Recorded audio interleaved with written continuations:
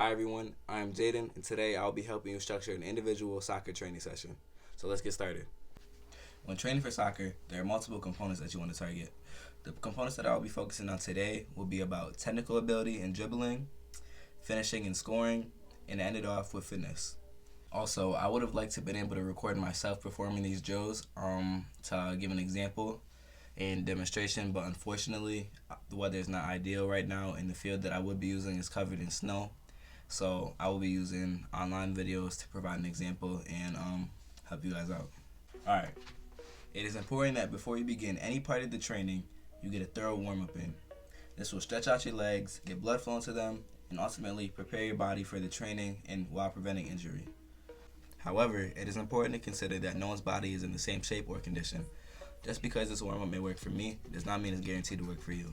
Ironically, this warm-up is not even enough for me, and I end up having to use resistance bands like these in order to warm up my hips and other joints that I feel are necessary to do so.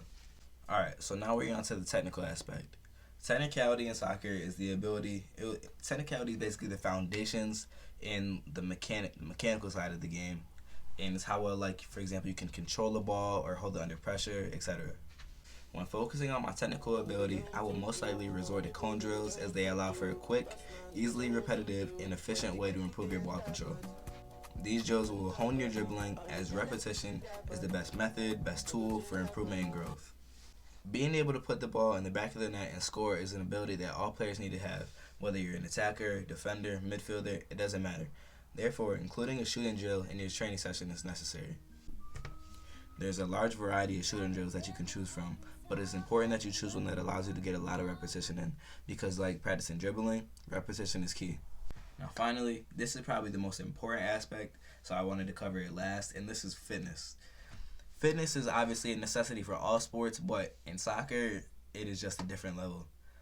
You have to sprint up and down the field to get in position. You have to chase players with the ball on the opposition. There's so much you have to do, and it's very easy to get tired. When your fitness is not at the level that it should be at, it is very easy for your performance and other components and aspects to suffer and drop.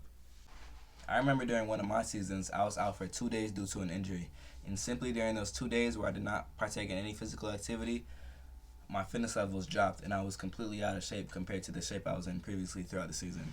And so in the next game that I came back in, my touches were suffering, my technicality was suffering, and it just looked awful simply because I was fatigued. And that is why it is incredibly important that your fitness is one of the main things that you should be focusing on every training session. Structuring and planning what you are going to do prior to your training session will help increase productivity and ensure that you are doing beneficial work rather than just doing random drills.